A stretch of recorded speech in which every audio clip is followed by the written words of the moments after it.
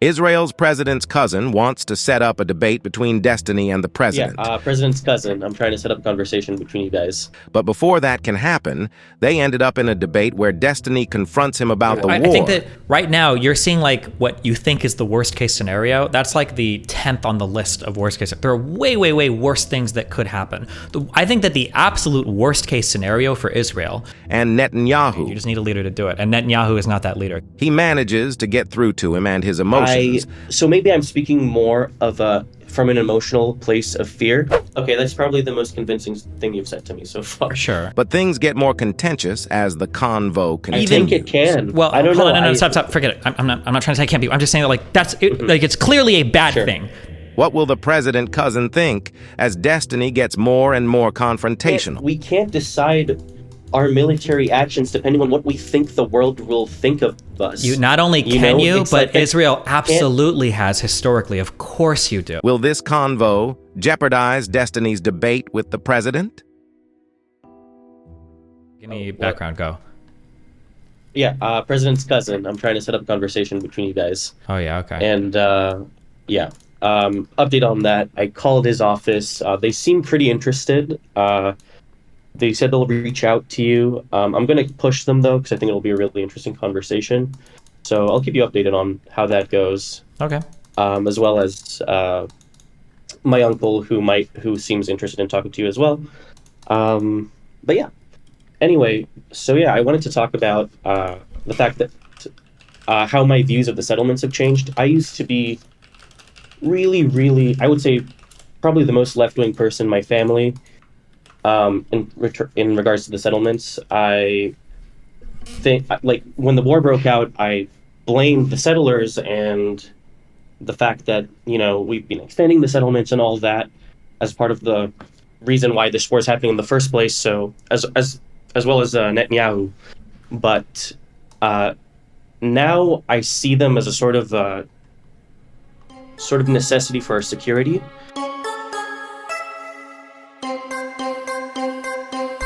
I don't know. Have you ever looked at the topographical map of the West Bank? Yeah, but yeah, it's so. Does it matter now? What do you mean? Like, what security?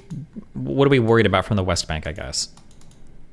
Well, the fact, for one thing, the airport is like less than 10 kilometers from the border of the West Bank. And essentially, all of the Tel Aviv industrial area, all of the military apparatuses that are basically the West Bank overlooks. Like, I'm aware. I understand, but I'm saying, like, do we think that like are Palestinians going to bring in artillery and start shelling Tel Aviv? Yeah, that's exactly what I think. Okay, I don't think that would happen, especially being between Israel and Jordan, because I just think that's a horrible idea for literally every single party involved. I feel like that would be just beyond stupid, right? I mean, obviously it would be horrible, but why wouldn't they do it? It seems like the West Bank Palestinians aren't quite as crazy. They don't have, like, at least it doesn't seem like that Islamic shit has taken hold in the West Bank, and I feel like given a state, really? Has it? I mean, didn't you look at at some polls a few weeks ago about how 70% of West Bank Palestinians support Hamas? Support the actions taken by Hamas, yeah. But I don't think that the Islamic radicalization, I don't think has happened among the West Bank Palestinians as it has like the Gaza Strip ones. I think a lot of them still support like terrorist attacks against Israel or fighting against Israel, sure. But I think that comes from a different place than just Islamic extremism. But I just don't see how. I mean, how did you get to that conclusion? Why do you think that? Why do I think that they wouldn't start shelling? That they're not as well, for one, yeah, but also that they're not as radicalized as the people in Gaza. I would say actually the opposite in many cases. I think there's many people in Gaza right now who are especially under Hamas control, who are afraid to speak out against Hamas because they actually bear the physical consequences of their actions, while the people in the West Bank don't. And I think that, you're going to see more of a vocal voice of radicalism from Gaza. But I think the people in the West Bank are potentially more radical. I mean, I guess I would look for like, I don't see like the huge wide scale like terrorist attacks or anything that I would expect to see from them if that was the case. No. I mean, first of all, I mean, there's Hamas strongholds already right now in the West Bank. I mean, I've got people at work who are in reserves who are in Jenin right now. You know, like there's a whole campaign going on in the West Bank. And obviously the only reason it hasn't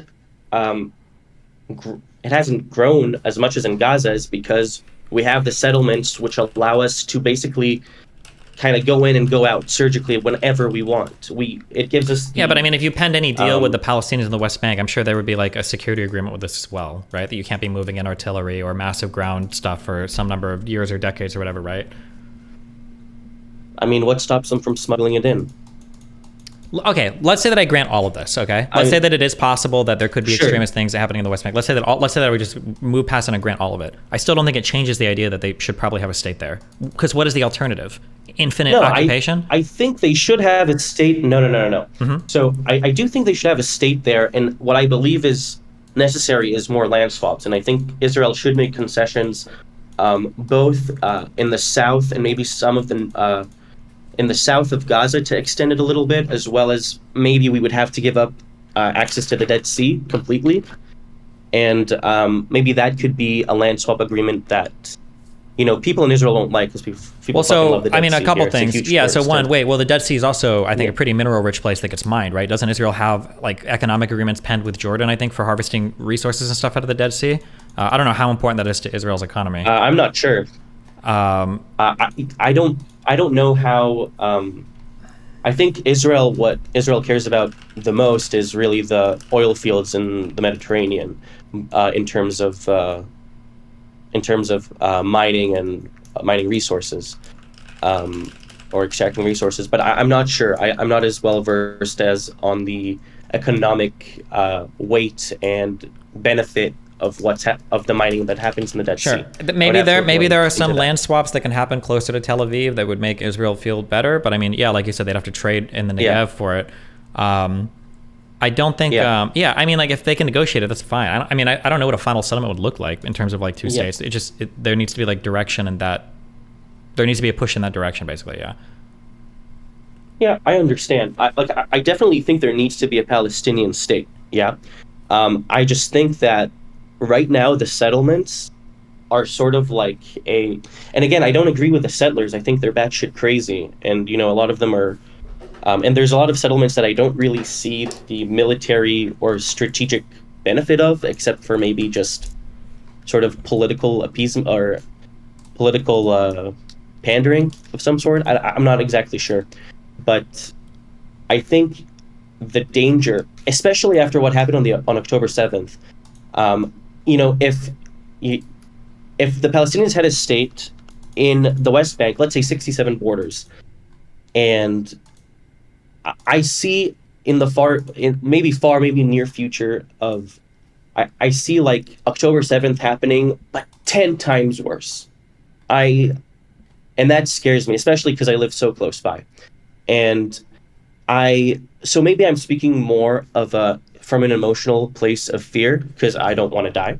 But I think that they could definitely, if they had sovereignty over that land, they could, even if it's not them, they could have paramilitary groups. They could come up with all sorts of bullshit to say, oh, it's not us, we're taking care of it, blah, blah, blah. But then essentially what you could have is them setting up artillery shells on the mountaintops, and they could, without rockets, without any sorts of long or short-range projectiles, they could just shoot down any plane that lands at the airport. They have full view of the airport runway from the West Bank. It is super easy and within sights, which is why I am really against them or at least now I'm open for you I understand that otherwise. I think that right now you're seeing like what you think is the worst case scenario. That's like the 10th on the list of worst case. There are way, way, way worse things that could happen.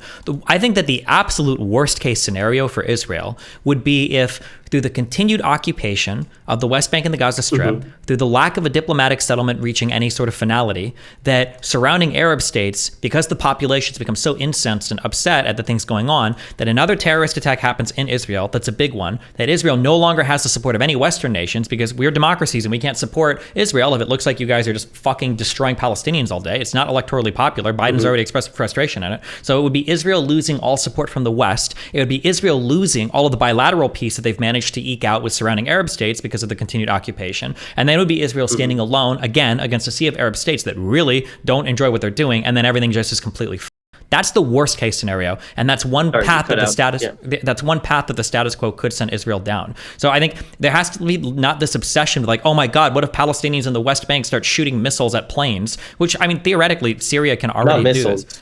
Yeah. Missiles, rockets, whatever the fuck, it doesn't matter. I'm just saying that right now the status quo is untenable, and there can't be constant excuses made that I'm scared that people in the West Bank are going to start lobbing rockets at Tel Aviv. That just can't be the case. Israel survived without having any of the West Bank from 48 to 67. It can survive with a Palestinian state there. There's a billion ways to have intelligence on things. Israel's literally flying planes to Iraq and Syria and everything to bomb nuclear reactors and shit. I think they can probably manage security in the West Bank. I think it would make everything better, and it would give Israel more international rights and more international recognition that they're in the right to do things. But if Israel loses international support, Israel's fucked. And that's what the status quo is sending Israel down. And they can't use the short-term security arrangements as a rationale for internationally fucking themselves over, because it's going to come back to bite them in the ass in the worst way possible.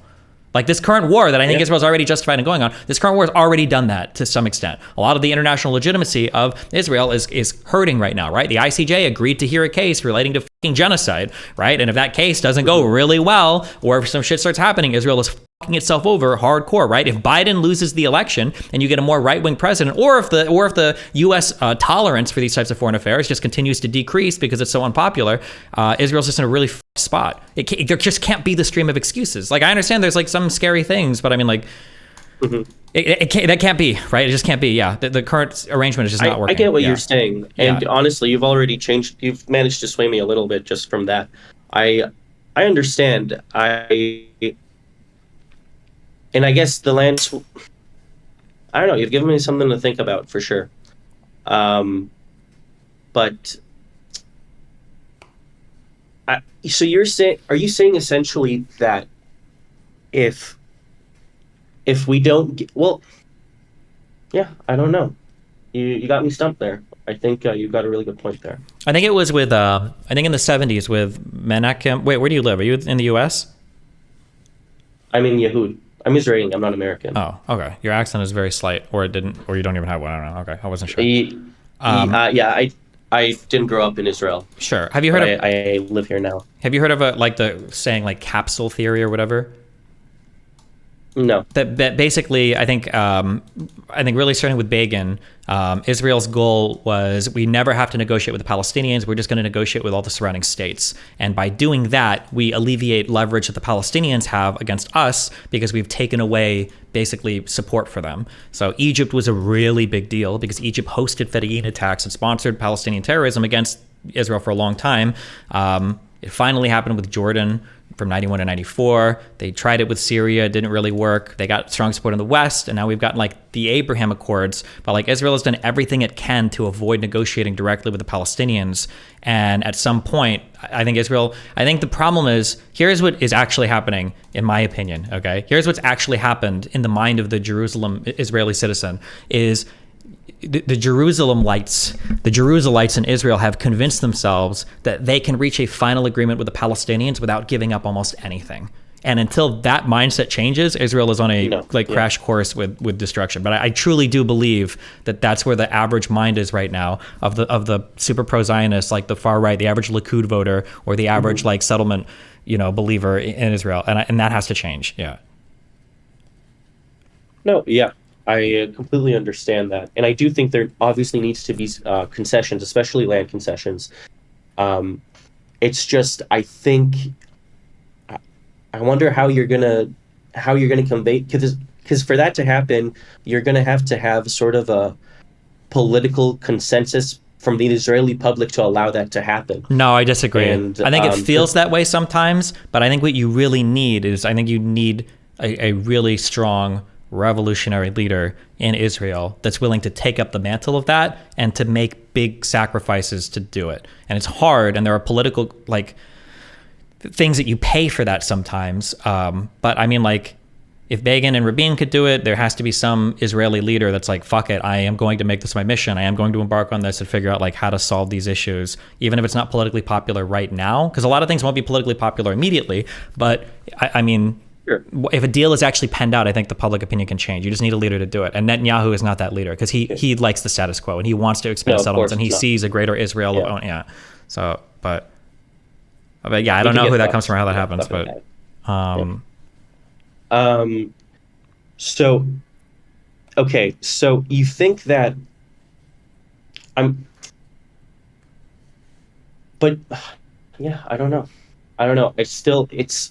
It's like, I understand what you mean, that something has to happen and we have to give up a lot, but it's just like those high grounds. Yeah, I guess I'm coming from an emotional place and I need to figure my I mean, when shit you out. talk about high grounds, I don't know. like I think most of the deals have been talked about. I think Israel generally wants to keep like the clusters of settlement near like the Green Line, which probably covers a fair bit of that high ground area that you're talking about.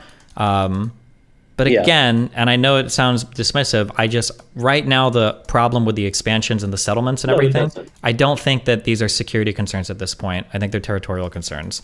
I think that Israel has plenty capability to keep those areas secure. I don't see Palestinians moving equipment Okay. and yeah, go ahead.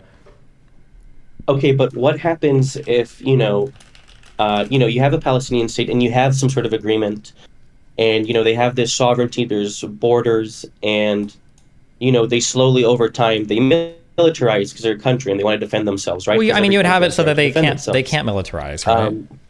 That would be part of whatever agreement you would. Well, yeah, right now, that's right? yeah, if they would agree to it. I Which I think if don't they see got a happening. state and they got sovereignty and everything, I think for at least a while they would agree to it. And then also true, I mean, like the West Bank, I could be wrong, but the West Bank doesn't. first, there's yeah. no borders with Syria, right? Am I crazy? Don't think so. No. Google Maps. The West like Bank? the West Bank, it's the West Bank of the River Jordan. So I mean, like Jordan doesn't want terrorism or crazy shit going into the West Bank. Israel obviously doesn't. So I mean, this stuff would have to be smuggled in like crazy or flown in. Like I think that the security of the West Bank can be managed. I just don't think that's the chief concern. I don't believe that. Okay. I mean, I see your point. I see what you mean. I still have to think about it for myself because Sure. I'm someone. If I receive new information, I'm going to change my perspective on it. And when my dad kind of pointed out to me when we were driving one day, look at those hills, look at the airport. They're right. You can see them within plain view. It's it shook me a little bit. Sure. Yeah, I mean, I understand that for sure. But like, yeah. think about it this way, okay? October 7th was really bad, right? Mhm. Like, it doesn't get Yeah. much worse than that in terms of an attack. But I even think it can. well, I don't hold know. on, no, stop, forget it. I'm not trying to say it can't be. I'm just saying that like that's it, like it's clearly a bad Sure. thing. That's hard to defend that, right? A rational person is hard to defend that, right? Yeah.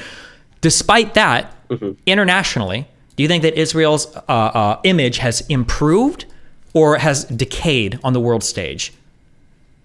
No, of course not. I think it's the worst it's ever been. Yeah, exactly. So if an attack that was so obviously horrible has happened to Israel, and then Israel's responded to that attack in a way that I think is justifiable internationally, and the image of Israel has decayed so much despite that, why would that give you confidence for future Israeli military response to Palestinian extremism, right? Like, what happens the next time October 7th happens if the international response has been like this so far? Like, it might be even worse.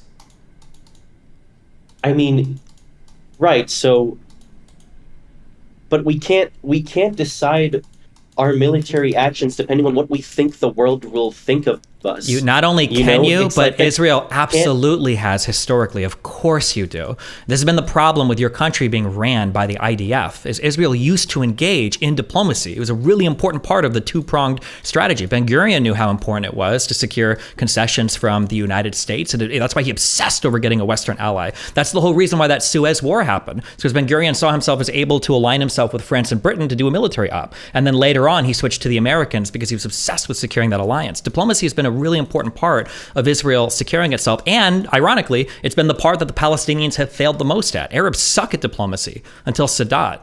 But I think diplomacy is it can't just be a military response. Diplomacy is the only way that Israel's actually gotten secured peace after showing military strength. It has to be a part of it, I think. It has to be. Right, of course. I agree. I'm not saying that there can't be a Palestinian state in the West Bank. And I do think the expansion needs to stop. But I think that, I used to think that after the 67 war or the 73 war, whichever one it was, when the settlements really grew because, the Arab world time and time again went to war, declared war on Israel. And, then suddenly the religious right-wingers were like, ooh, maybe God's on our side because we keep winning all these wars. Look, we got Sinai, we got Golan Heights. And I was like, man, that's so dumb. I can't believe the government let them set up those settlements. And, well, now I see why they did it. It's because there's historically been precedent of them just attacking us from there. But so you think that if they militarize, they can... I don't think... Like, if there was a Palestinian state, I think it could just flip on a dime. Like, if there was an agreement or of some kind, I don't know how... just because there's still this kind of idea from most pro-Palestinians that, you hear them on the streets, we don't want no two states, we want all of it. I think I agree with you that it's scary that could happen, but there's a couple things. One is Israel would have so much more legitimacy to fight back because now you're being attacked by a sovereign nation that has control over its shit. There's like no excuse. Israel would have so much more international... You'd think. Absolutely, I know they would. Even though there'd still be all the lefties and everything crying on Twitter, the international leaders would be far more willing to support it. And two, a Palestine that is an independent state can be reined in so much more effectively by the surrounding Arab nations. If you're the Saudi king, if you're the Heshbite king in Jordan, if you're anybody of these people, who the fuck do you even negotiate with when it comes to Palestinians? How do you even try to rein in any Palestinian stuff at all, right? Even with Arafat, like none of these leaders, the Egyptian ambassador, the Saudi ambassador, nobody had any way to control the Palestinians whatsoever. They're their own people that are on like some wild shit. If they have their own country, at least now you've got somebody you can hold more accountable, Okay, that's probably the most convincing thing you've said to me so far. Sure, because now you've got like an actual country with an ambassador, with a president that you can negotiate with. The fact that they can be reined in like we can be reined in. Yeah. You know what I mean? Like, so that's really an interesting point. I still think land swaps need to happen just because the settlements are too big at this point. Maybe some of them will be dismantled in a peace deal, which will suck for a lot of people. But I don't really. I think in the grand scheme of things, it's worth it. Sure. Yeah, for sure. I think so. Yeah. All right. I mean, you've given me a lot to think about, and thank you. Well, hey, I love you, buddy. It's been fun. Yeah, get those people to talk to me. Okay, and oh yeah, I'm going to.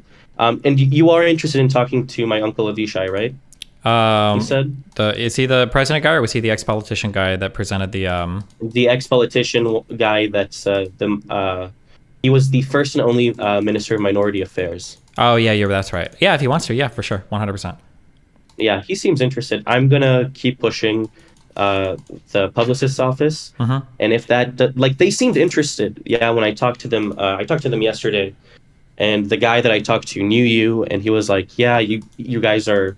You and President Herzog are pretty well politically aligned. The problem is, what I asked him is like, how will President Herzog be able to sort of convey his political ideology when he's the president? And as the president, you kind of have to have this, at least publicly, politically neutral stance, like to not be too divisive within Israeli politics. So I think that's a challenge that you might have to navigate. You can't be too... Say that last thing again? He has to be politically neutral because he's a symbolic and... Sure, I understand. Well, then I don't know how our conversation is going to go, because it's going to be like... it's going to be a challenging conversation, but yeah, okay. I mean, yeah, but I think there's still a lot, I think there's still a lot to talk about, and I think it would be really awesome just to see you talk to him. And I'm sure you want to, so... Okay. You know, it's the president, so yeah. Thanks for talking to me. Love you, buddy, too. And I'll keep in touch about how it goes. Okay. I love you. Be careful. All right. Will do. Bye. Why not? Because you're giving so much power to Hamas.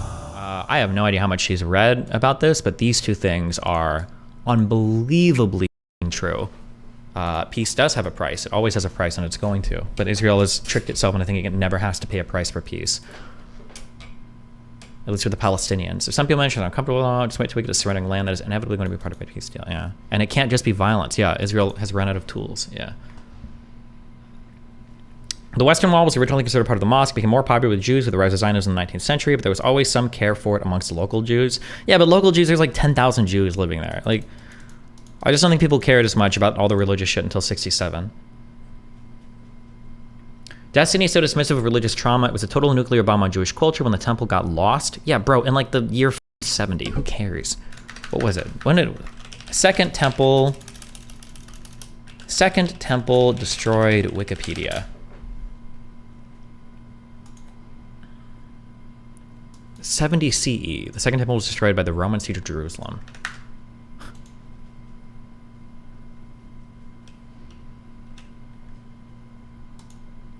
LOL, Destiny believes everyone is as atheist as him. No, I don't. You just believe everybody is religiously retarded as you. The early movement of Zionism was secular Zionism. They came as secular Zionists to the land of Palestine. That was literally their movement. You're retarded.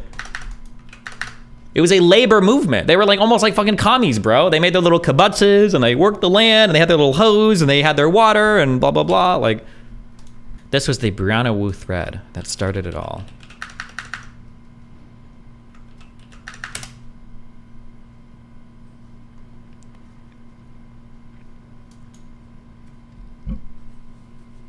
I think people just want you to attack Islam. People are obsessed. Sure, I mean, again, you can talk about Islam. I think Islam is a problem for Israel-Palestine after the year, like, 2000. I would agree with that. Fundamentalist Islam, and yeah.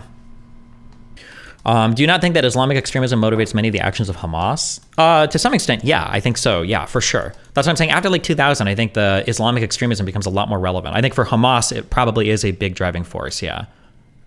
But then keep in mind also that when you talk about like how important religion is, it's also like geopolitical too, right? Like Hamas is a Sunni organization that's funded by like Shia extremists like Iran, right? So I don't know how much they care intimately, but the Sunni Shia should. But how much do you think religion plays an overall factor in the conflict? I feel it plays some part. After all, why do evangelical Christian Americans support Israel so much? If not because they think Jesus is coming back for a sequel. I don't know why when America started to have so much love for the Israeli people. The United States supported them probably after, I think it was in 66. I think we started, kind of. Not even that much, though. It was after 67. I know we replaced all their shit in 73 for the Yom Kippur War. I wasn't alive back then, so I don't know what the general consensus was in American public opinion for why we started to support Israel so much. I don't remember. Or not I don't remember. I don't know. I wasn't alive.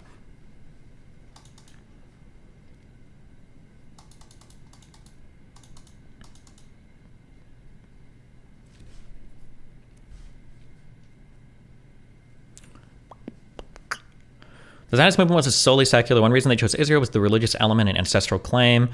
If they were solely secular commies, they would have chosen anywhere like Uganda. I would have to check why they ended up with Israel or Palestine or whatever, that region. I know they had several regions to choose from, but this probably just worked out as being the best. One is because they do have like their itty bitty historical claims, like oh look, it's our homeland, but also because like the Ottoman Empire was going to collapse. Britain was basically getting to administer to this territory. It was very, very, very convenient that this just like popped in. Again, I'm not going to say that like the religious aspect or the historical aspect played like 0%. I'm just saying it's very, very, very small overall until 67. I think at 67 is when everything changed. But also, I don't know why I'm arguing with you guys. If you don't fucking... Okay. In my opinion, religion is relevant in the sense that it incentivizes both sides not to compromise. I'll just fight till the end and God gives us what we deserve type mentality. I agree with both sides are fighting without compromise, but I don't think there's any religious aspect to it. The both sides fighting is that both of them have built themselves up to this like ethos, this mythical story of Israeli people came to the Middle East. They're fighting against their Arab conquesting neighbors. They've managed to eke out a living for themselves and their country, and they've expanded their borders. And there's the legendary, amazing story of the Israeli, noble worker that came for land and water and built his country. And now they want to hold on to this because they've fought and they've, defended with sweat and blood and bodies and blah, blah, blah. And then for the Arabs, it's like we are dispossessed from our homelands that European settler colonialists supported by the West came and stole from us through, warfare and support from Western nations. And we need to fight. Like both sides have this huge historical mythos built up. They both need to disengage from that. Both of them need to cut that out because it's retarded and it makes it so both sides are unable to engage with each other. It's just stupid. But obviously both sides, for a variety of reasons, have a really difficult time getting away from those narratives.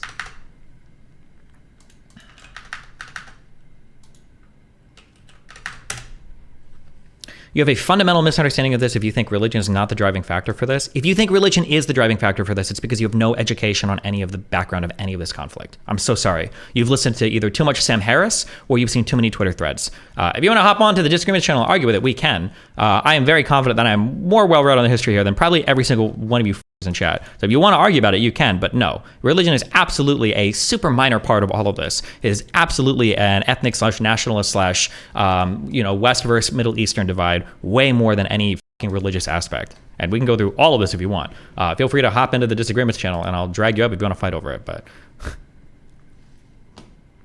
Is it possible Hamas sees it purely as an okay, I'll say this for the 50 millionth time. Please don't come in and argue with me about this. I'll say this for the 50 millionth time. Hamas is an Islamic fundamentalist extremist organization. Yes. From the year 2000 and onwards, yes. Like religion did start to play a larger factor into it. Yes. Especially as the surrounding Arab states dropped off in their support for the Palestinians. Yes. Religion has become a big part of it over the past few decades.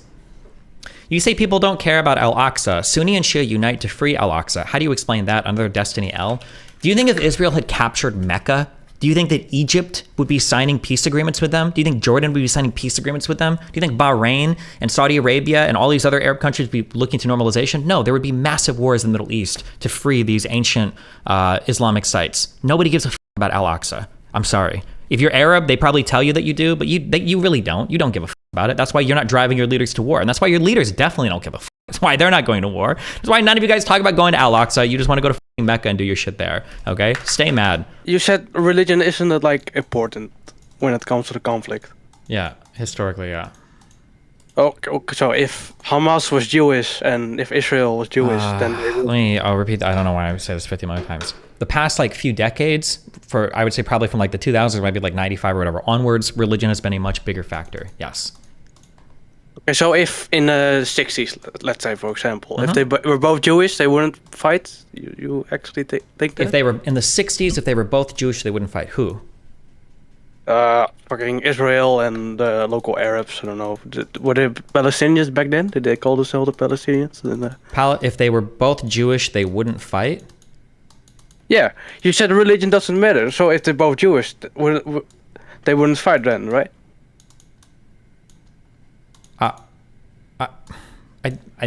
I don't think I understand the question 100%. Are you saying if they were, let's say all of the people were let's say that all the people were the same religion, in all of Palestine, they were all Jewish. Yeah. I think there would probably still be fighting. Yeah. It would No, that's a good argument, right? I don't understand religion. I agree, it's not the biggest factor, but it's because I think they would focus less on the religious difference and they would just focus more on the fact that they were Westerners that were coming in and they were Europeans basically. And they just wouldn't mention the religious part as much. But there's also religious difference here too, so people fixate on that. But I think everything is important. I think the culture is different, the religion. I think it's weird to call religion the small part. I think it's about 25%. It's kind of weird to say that, but when you say religion is a part, what do you mean when you say that? I guess. Or religion is.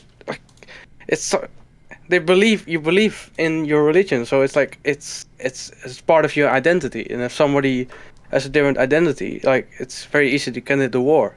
So there's some of these. So like for instance, like I kind of agree with what you just said, that there's like a different identity, and that might drive people to conflict. I just don't like. I think it could be any religion. I just don't think like the religion is important. It's the fact that they're like. No, it's the Jewish people could be Christians, for example. I think they would have fight equally as bad. But I do think the religion aspect is important. Like they're different cultures fighting. Yeah, exactly. Yeah, the fact that they're different and they fall along the ethnic lines, I think, are like the important part. Not just that it's like Islam versus Judaism, but like if it was like a bunch of Christians that, like you said, that came in, I think that would also be. Oh, definitely agree. I thought you like meant like religion itself wasn't like important, but I wasn't talking about Islam and like Judaism, just religion, that aspect. Sure. Yeah. Oh, okay. Then we agree. I think I'd probably agree. Yeah. Oh, okay. Best. Right. Love you. Bye. Love you. Bye. Or I'm dragging him. Okay. I'm an Israeli citizen, so that's my bias out the way. Okay. But I can you? Nope. Yep, I can hear you. Wait, I'm talking to consumer now, and then I'll talk to the other three of you. I'm going one at a time. Okay, go. I no longer think the war is justified. It seems to me that there's no clear goal for the government that will actually benefit both sides in the future. That's my opinion, basically. Do you think that getting rid of Hamas is like a worthy goal, or do you think Israel hasn't been clear enough about how they intend to do that?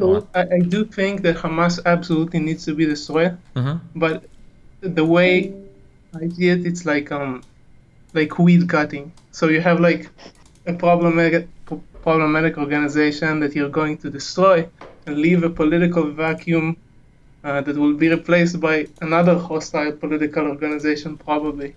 I don't really see how it's going to long-term benefit like both Palestinians and Israelis. I mean, I don't 100% disagree with you. I do think, and I haven't followed the local news in Israel as much, or statements made by Netanyahu, but I do think it would be really important that Netanyahu makes plans about like, what are we doing after Hamas is gone, or what are we doing after the military operation this time in Gaza? Because not having a clear plan afterwards, I think, would be a crime to both the Palestinians and the Israeli people. Yeah. Yep, that's what bothers me, that we're deep into the war. There's so many casualties, and there's still no clear stated plan from the government. And recently we've had, I think there's been American talks about creating a Palestinian state. And the Israeli cabinet outright rejected it in a statement, basically saying, we do not want a Palestinian state. I'm not sure if that applies just for now or for the far future. I'm not sure, but either way, it doesn't look very good in my mind. Sure, that might be the case. I mean, there needs to be a good, solid post-war plan, or else all of this is a huge clusterfuck, and it's going to be even more of a clusterfuck once the war ends. Yeah. Would you say then that you support the war at this point? I mean, like, I support the destruction of Hamas. I think Hamas needs to be destroyed, and I think that's a separate question from what happens after the war. But I think both of these things are important questions to answer. Yeah. I kind of just, well, okay, let's say that we don't have a plan for what will be after the war. Do you still think destroying Hamas is enough of a current plan, and it's something that we should do regardless of whether or not we have a future plan for later on? Yes, I think the destruction of Hamas, I think, is a worthy goal, even if the afterwards is like not 100% cleared up. Yeah. I wonder what would that give anyone. Well, I mean, it would get rid of Hamas, right? Yeah, but then it's like, it seems to me, okay, I feel like Hamas was created because a political vacuum was left that was filled by a hostile organization because of Iran's interests, and all of these, like, basically the breeding ground for another terrorist organization will be exactly the same after the war. So you'll have... Yeah, it's possible. Again, I don't disagree with anything you're saying. I'm just saying that the cause for war, I think, is a good one, and I support the cause for war. And what happens after the war is a separate question. I think that what happens after the war needs to be figured out as well, but just because they don't have a good process for what happens after the war doesn't mean that I think the war becomes unjustified or isn't good. One, because in my mind, like, what you should look at and the only thing you should look at really is the how are you benefiting from this war in terms of how are the citizens going to benefit? Well, even if from another that? extremist organization pops up, Israel is still benefiting because they've slowed down that process, right? Because with Hamas gone, whatever organization comes back up is going to take more time to get their, foothold and then rebuild and all that too. I'm not sure even for Israel if it's worth it because we're losing a lot of soldiers from the war. How many have died? At least 100, as far as I know. Yeah, you'll be okay. You'll be okay. Compared to how long this would slow Hamas down and everything for... About 200. Yeah. 200, okay. That's pretty significant, I would say. Not to mention the civilian casualties on Gaza side. Yeah, I think 200, 300, 400 IDF soldiers is probably worth the long-term security of completely eliminating or basically neutering Hamas, and then whatever time it takes for a new organization to get set up. That's interesting to me, because how are you calculating that, like, morally in terms of worth? How are you calculating it? Well, the first question is there a good cause for war? So I don't know how to pronounce this. It's like jus ad bellum or whatever, Jus ad bellum. I don't know how to pronounce it. I'll look this up later. But like, I have no idea. It basically is like, does Israel have a good cause for war? I think Hamas launching that attack, I think totally validates Israel wanting to go to war with the Gaza Strip and eliminate Hamas. Yeah. What? I would agree, yeah. Wait, who said something? I don't know. I'm just saying I agree. Oh no, wait! Somebody gave me the pronunciation, and then they didn't. Casus belli. No.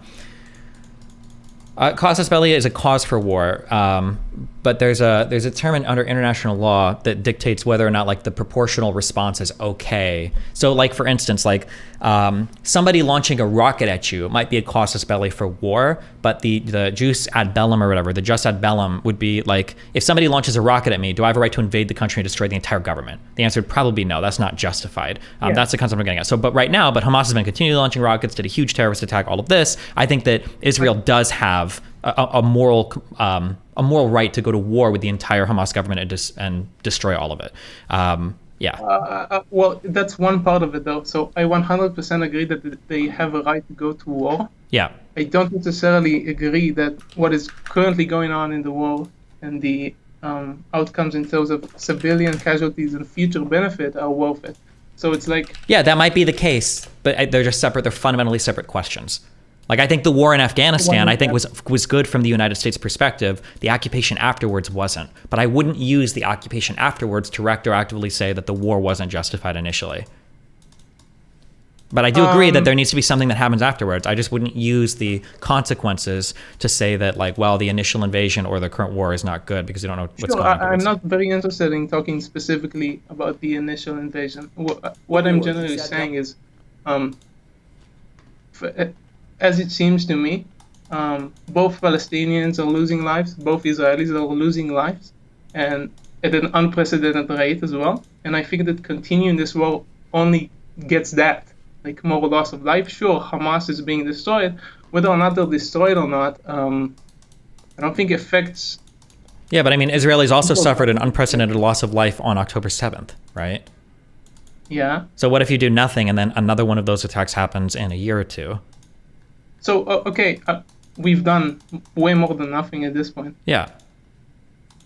I mean, if it's going to happen anyway in a few years and we're going to war again, what exactly we benefit if we just delay the suffering? I mean, do we believe that another extremist organization is going to take hold, plant roots, and then re-equip themselves and be just as capable in a year or two and replace Hamas completely that quickly? I don't know. Maybe. I mean, we need to remember it's already happened in the 1970s, but there was a huge terrorism problem from Gaza Strip, and it was basically a big purge operation by Israel, and it caused at least for 15 years for the Gaza Strip to be quiet. To be quiet? Yeah, for 15 years, there was between 1970 to 1987, until the first Intifada, there was almost no terrorism problem from Gaza Strip.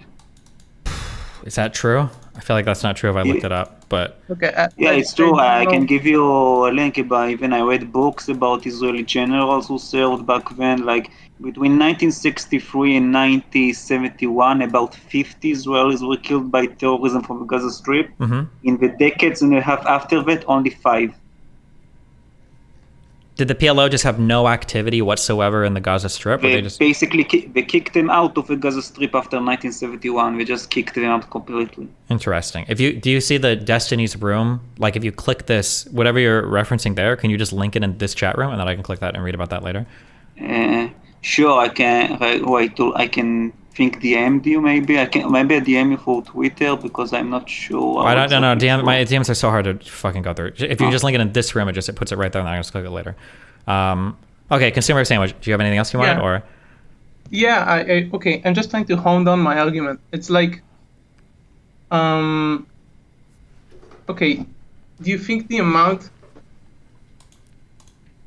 I don't know. How are you not interested in like benefit from the war aside from destroying Hamas, and are you not comparing the significance of civilian casualties and IDF casualties as a factor when justifying the war?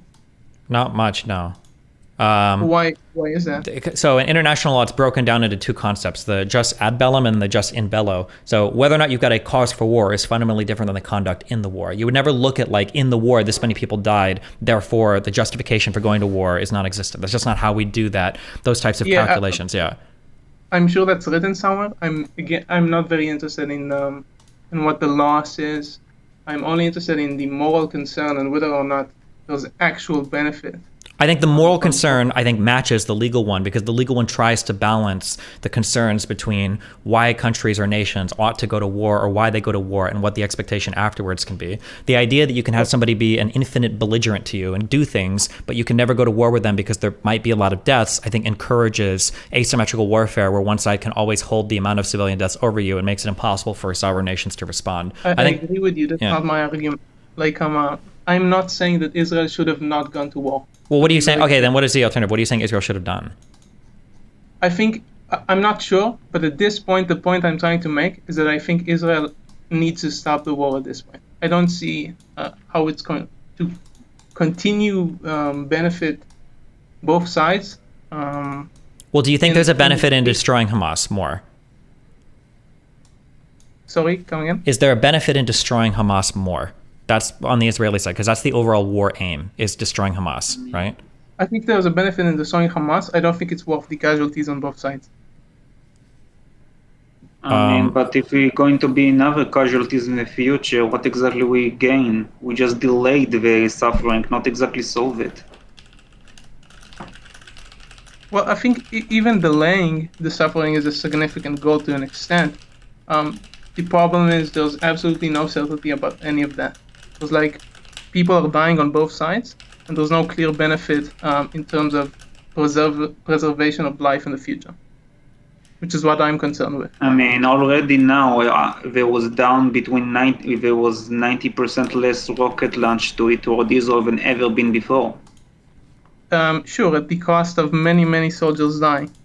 Yeah. When rockets are usually not that threatening, considering Israel's Iron Dome. Do you think soldiers' life somehow worth more than potential civilians? I mean, the point of the army is kind of like sacrifice for the benefit of a civilian. I think that you're way more likely to lose people from a country if they're fighting in a war, rather than if they're being shot at with missiles that are being shot down, basically. But the in terms of soldier deaths, this war has been much less harmful on Israel than in 67, 73, 82, any of the others. Okay, that's irrelevant. Yeah, you need to remember in the first Lebanon war, Israel lost over 600 soldiers in 8 days. For nothing. Yeah. And accomplished. I mean, not exactly nothing. I mean, the PLO was still kicked out, which was still a big threat relatively back then. But yeah, it's quite different proportion. Replaced by Hezbollah, which. Yeah, but Hezbollah wasn't. He didn't have the same network of international terrorism as the PLO had. You need to remember, the PLO used mass kidnapping of airplanes. Now, yes. Yeah. So, okay, I just want to hone this down. Do you think at this point the war should be stopped, should be ended? Do I think so? Not really, no. But I think I think when you get into this mindset of like looking at like numbers of casualties and then you're comparing it to things, it just doesn't. I just don't think it. I understand emotionally why somebody would want to do that, or why there's a strong compulsion to do that, but I just don't think it comports with how we would view countries doing conflict. Like Israel, when we look at their goal for war, their response, Israel wants to destroy Hamas. I think that when we look at what Hamas has done, I think that's a fair and worthy goal for Israel to embark on. And then from there, you would just hope that their conduct within war doesn't violate international law or adheres to like the principles that we wanted to adhere to. There might be a lot of people that die in the process of that, which is unfortunate and tragic and horrible. But I mean, like that doesn't negate the cause, negate their initial justification for going to war, I would say. I do wonder, like, what's your moral interest? Like, would you have a number of civilian casualties that you would say? No. I think the calculations that are happening inside are just making sure that all of the military operations comport with international law. That's the important thing. But no, it's never going to be like a number. At no point I don't believe in any international law tribunals for Yugoslavia, for the hostage, for all of the ICC courts. Nobody's ever just saying like number of civilians dead. That's just not a factor. It's not relevant. I believe you 100% about the international law part. It just, do you have no moral concern at the end of the day if like 1 million Gazan citizens die? I mean, the thing is, I do think at this point, okay, I was an international law hater. I'm an international law respecter now. I think that international law has a lot of overlap and covers a lot of humanitarian concerns. It's hard to imagine that 1 million Palestinian citizens are killed and there's not gross violations of international law. So it's hard for me to imagine that being the case. Okay, it's weird to me because I feel like I'm asking you like a moral question and the answer you're giving me is just appealing to the law. If that's how you determine your morals in case of war. Okay, I mean, I think that international law, I think, will perfectly encapsulate the moral arguments as well. I can try to answer absent the international law. What I would say is, as long as Israel is conducting itself in a moral way during the warfare, then no, I wouldn't put like a number on civilian deaths. But if Israel starts like indiscriminately just like killing civilians, or like soldiers go in, they just start like assassinating or murdering like huge groups of civilians, I'd be like, okay, well, this is not okay anymore. Obviously this is not good. They're not fighting a just war. I feel like that's kind of a self-contradicting statement a bit, because you're saying Israel is acting morally, and I agree with you that Israel is doing a whole lot to help Palestinians in the war, but Israel has destroyed, 70% of homes, killed 10,000 kids.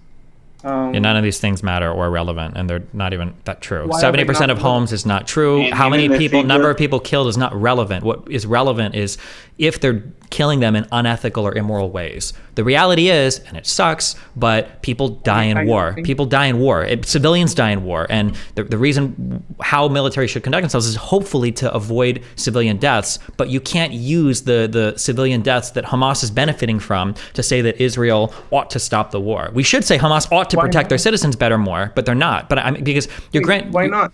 Because you're giving so much power to Hamas at that point. I mean, we can easily argue that the opposition is immoral. My position? The quickest way to stop the war. I mean the sandwich position. Yeah. Quickest way to stop the war is not for Israel to stop fighting. It's for Hamas to surrender. Yeah, it's annoying because like Hamas is conducting themselves in ways that, one, is in contravention of so many different aspects of international law, and is two, the belligerent, really, and then three is to this day doing things that Hamas could end the war immediately if they wanted to, and they should, like things like taking But so then, all of the compulsion should be on them. It shouldn't be on Israel to grant power to an asymmetrical fighter that's breaking multiple international laws at the cost of their own safety and security. I don't think that's right to demand that of Israel. I disagree. I feel like there's two parties here that are responsible. Sure, you could say Hamas is more responsible, and I would probably agree. But as far as I'm concerned, both of them can stop the killing, and if one they should be forced to do so. Wait. When you say both of them can stop the killing, do you not grant any moral authority to the side that was provoked? Or is every single actor morally equivalent to you regardless of who started the fight? No. We absolutely do. I do think that Hamas is more responsible. Okay, so if Hamas is the belligerent, if they're the ones that started things, if they're the ones that are breaking international law in multiple ways, then why is the onus on Israel to stop the fighting? Just because Hamas doesn't seem to be ever do so. Yeah. I So don't feel you do you see? So this is where, not to be a cuck, but this is where I bring And- back in the and international. also- Wait. This is where I bring back in the international law arguments. The reason why international tribunals reject exactly your type of thinking is because it would lead to a breakdown in asymmetrical warfare all over the world. You're basically saying that as long as terrorist groups conduct themselves in this manner, they're safe from everything. This is the world that PISCO wants. As long as you have enough civilian population, as long as you use human shields and stuff, as long as you co-locate and you don't protect your civilian population, there are going to be people like you who are going to say, well, shouldn't Israel just stop the fighting? Which is exactly what Hamas wants. That's why they conduct themselves in that way. I'm more than willing with that reality to exist if it means that less people are dying. Okay, well, it would mean that more people are dying because it would lead to terrorist operations and these types of attacks You from all over the world because realize- now you've given them I an don't infinite feel like- protective stance to take No. from larger nations. I really don't feel like terrorists are watching our debate arguments online and determining how to make their attacks from that. No, but terrorists do look at the international support for Palestinians, and they do look at the international support for those types of attacks, and they do look at the international condemnation of Israel, and they try to determine how to act appropriately from there. Of course they do. Well, I mean, you do He's understand. right now. You He's don't doing that right understand. now.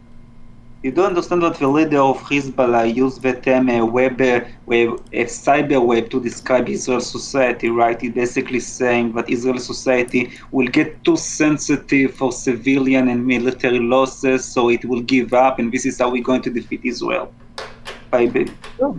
I'm understanding that that's a factor, that's something really annoying, and yes, it does feel like we're handing terrorists what they want. But again, More than what we want, it's Stop basically killing playing. the cost of human life to me is far more significant than any, But how underlying- exactly your position will save human life in the long We're term? going in circles here. Can I ask my 48 question? Yeah, wait. Oh, here. Well, real quick, consumer. I understand your point. Your point is just that at the end of the day, you want whoever can to reduce the amount of, in the immediate short term, to reduce the amount of casualties and deaths of civilians. Not short term. Yeah, If what you're talking someone- about is only short term. Right? Why is that? Well, because if Hamas does another terrorist attack in the future, you're going to use this exact same argument and say, well, hold on, we can't go to a war that's going to lead to a lot of civilian deaths. Look, if you can convince me that what I'm basically not destroying Hamas now is going to lead to more civilian casualties in the future, then I'm 100%. Well, hold on. for How many continuing. Gazan wars have there been so far? Isn't this like 5 or 6? Yeah, but the civilian casualties total of all of these wars have not even gotten close, I feel like. Yeah, sure, but that's because your argument is carrying through each of these, right? Like, oh, we can't go to war, there's too many civilian casualties. Oh, another war. We can't do this because there's too many casualties. Oh, another abduction. Oh, we can't do this, and now they're finally doing something about it, but you want to keep putting it off. So how many wars would it take? 10, 15, 20? Until you're like, okay, well, we do need a 30,000 death war, I guess. Just to be clear, what you're arguing is that if this war continues, at the end of the day, we're going to have less civilian casualties in the future? I would imagine so, yes. Okay. And can you also say- because I'm not of the opinion that that's the case, but again, I don't really know Israeli history. Maybe I'm just wrong. So I'd I like can to know help what that. Yeah, okay, well, yeah, I think there'd be less. But also, listen, I appreciate it.